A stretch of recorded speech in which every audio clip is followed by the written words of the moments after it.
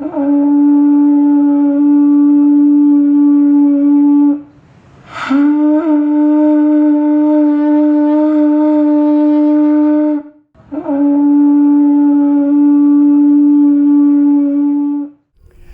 sejahtera saudara-saudara pemirsa program Tabura Injil Klasis GKI Yapen Selatan. Di kesempatan ini kita akan bersama-sama untuk mengikuti renungan firman Tuhan yang terambil dari kitab Pengkhotbah pasal 2 ayat 1 sampai 11. Mari kita berdoa. Bapa kami yang di surga, kami bersyukur di kesempatan saat ini Tuhan memberi waktu bagi kami untuk bersiap diri mendengar firman Tuhan. Tuntun dalam Roh Kudus supaya kami boleh mendengar firman-Mu di dalam kebenaran yang sudah Engkau beri lewat iman percaya kami kepadamu. Berfirmanlah kepada kami ya Bapa di dalam nama Yesus Kristus. Amin. Firman Tuhan dari Pengkhotbah pasal 2 ayat 1 sampai 11 dalam perikop yang berjudul Hikmat dan kebodohan adalah hal yang sia-sia.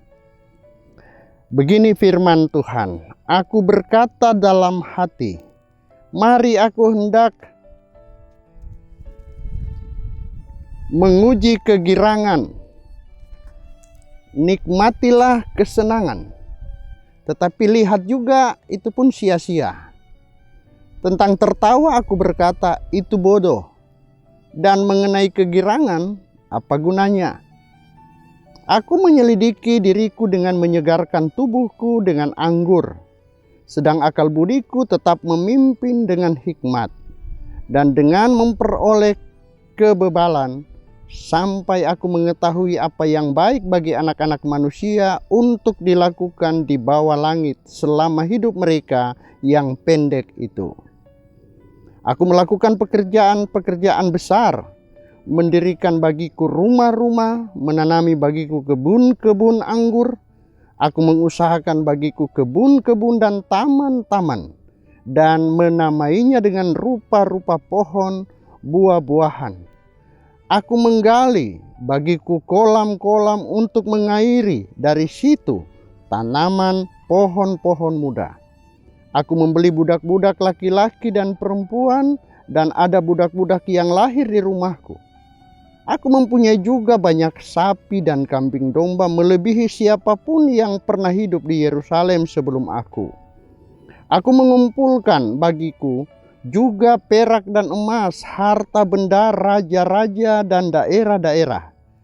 Aku mencari bagiku biduan-biduan dan biduanita-biduanita dan yang menyenangkan anak-anak manusia, yakni banyak gundik. Dengan demikian aku menjadi besar, bahkan lebih besar daripada siapapun yang pernah hidup di Yerusalem sebelum aku. Dan pada itu hikmatku tinggal tetap padaku. Aku tidak merintangi mataku dari apapun yang dikehendakinya, dan aku tidak menahan hatiku dari sukacita apapun. Sebab hatiku bersukacita karena segala jerih payahku. Itulah buah segala jerih payahku. Ketika aku meneliti segala pekerjaan yang telah dilakukan tanganku, dan segala usaha yang telah kulakukan untuk itu dengan jerih payah, lihatlah, segala sesuatu adalah kesia-siaan dan usaha menjaring angin. Memang tak ada keuntungan di bawah matahari. Saudara-saudara yang dikasihi Tuhan, kalau ada pertanyaan untuk apa saudara bekerja? Untuk cari uang? Kalau saudara sudah mendapatkan uang, untuk apa uang saudara? Membangun rumah? Membeli makanan? Kalau itu sudah saudara buat membangun rumah, untuk apa saudara membangun rumah itu dan berusaha merawatnya? Apakah itu adalah upaya untuk mempertahankan hidup? Ternyata tidak juga demikian. Itu hanya salah satu alasan kemanusiaan kita. Orang bekerja bagaimana dia bisa mempertahankan hidupnya. Tetapi yang terpenting adalah bagaimana kita bekerja dan seluruh jerih lelah dari pekerjaan kita, dia dipakai sebagai sebuah pelayanan untuk siapa yang memberi pekerjaan bagi kita.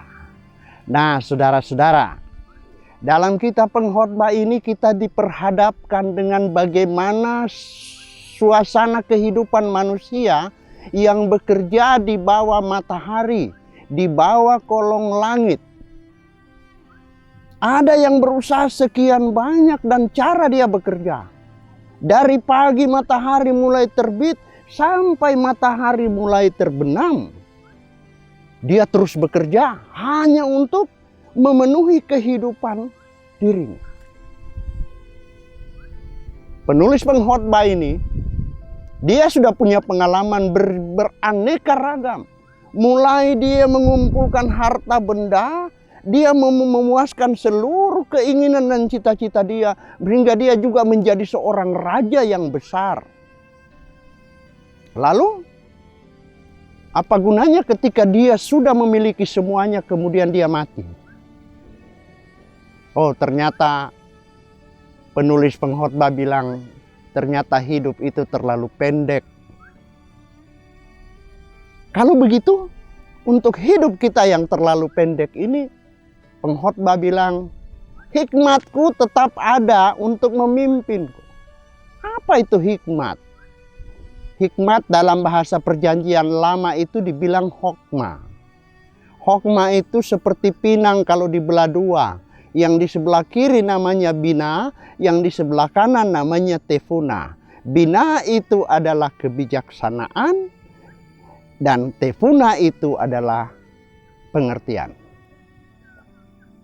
Jadi, bina dan tefuna, kebijaksanaan dan pengertian. Orang yang dikatakan orang berhikmat, orang yang bicaranya sama dengan yang dia kerjakan, itu orang berhikmat. Bina dan tefuna. Jadi, kalau orang cuma bicara banyak, dia tak bisa kerja, itu namanya omong kosong. Yang kita butuhkan adalah bagaimana bekerja itu dan hikmat itu tetap menjadi kontrol bagi pekerjaan kita. Bagaimana pekerjaan kita yang kita kerjakan itu dia menjadi baik dan memberi buah yang bermanfaat bagi orang lain. Sehingga apa yang kita usahakan sebagai jerih lelah itu kita bagikan juga kepada orang lain supaya mereka merasakan bagaimana menjalani hidup ini di dalam hikmat. Karena kalau tidak begitu, kita akan dikatakan hidup di dalam kebodohan. Orang yang bodoh adalah orang yang memperoleh banyak hal, tetapi dia menyalahgunakan. Itu bukan kepada hal memuliakan Tuhan, peduli kepada orang lain dengan hikmat, tetapi dia menggunakannya secara foya-foya, menurut seleranya, dan tidak bisa memberi dirinya. Dan itu kebodohan. Karena itu, Bapak Ibu Saudara-saudara, kita tidak boleh kalah dengan hidup ini. Allah beri kita hidup yang singkat supaya kita isi dengan sesuatu yang bermanfaat. Dan pedoman pelaksanaan kehidupan kita ditopang dalam iman yang melahirkan hikmat yang besar untuk menuntun kita kepada kehidupan yang lebih baik dari hari ini. Karena itu, sebagai orang percaya di dalam Tuhan Yesus Kristus, sebagai gereja yang hidup di pribadi-pribadi orang percaya, mari kita jadikan pengalaman pekerjaan hidup kita ini sebagai sarana untuk memuliakan Tuhan. Supaya hikmat itu tidak berpindah dari kita, tetapi dia akan berjalan terus mengiringi perjalanan hidup kita. Kuatlah selalu menjalani hidup ini, karena Allah itu tidak pernah mempermalukan kita dari setiap tugas kerja yang kita lakukan. Tuhan Yesus memberkati. Amin. Mari kita berdoa. Allah yang kekal di dalam Tuhan, terima kasih untuk firman di kesempatan ini. Biarlah Tuhan memakai kami sebagai alat-Mu di dalam menjalankan tugas tanggung jawab pekerjaan pergumulan kami di dalam kekuatan hikmat, agar kebijaksanaan yang daripada-Mu, akal budi yang Engkau beri kepada kami, akan kami jalankan di dalam tindakan sikap hidup kami dalam menjalani keberadaan kami semua. Kami percaya Bapa di surga, kami menyerahkan seluruh pengawalan kehidupan ini dipimpin oleh Tuhan. Tuhan memberkati setiap pemirsa Tabura Injil yang mendengar firman Tuhan di kesempatan ini. Kuatkan rumah tangga mereka, berikan kekuatan dan hikmat dalam pekerjaan dan tanggung jawab, supaya cita-cita rumah tangga, cita-cita pribadi, cita-cita keluarga akan terus terwujud di dalam dasar hikmat yang Tuhan sudah beri. Inilah doa kami, terimalah syukur kami, di dalam nama Yesus kami berdoa dan bersyukur. Amin. Saudara-saudara yang dikasihi Tuhan, demikianlah renungan Tabura Injil Klasis GKI Yapen Selatan yang sudah kita dengarkan. Teruslah untuk mendengarkan renungan firman Tuhan ini, supaya hidup kita akan terus dikuatkan dalam segala keadaan. Tuhan Yesus memberkati.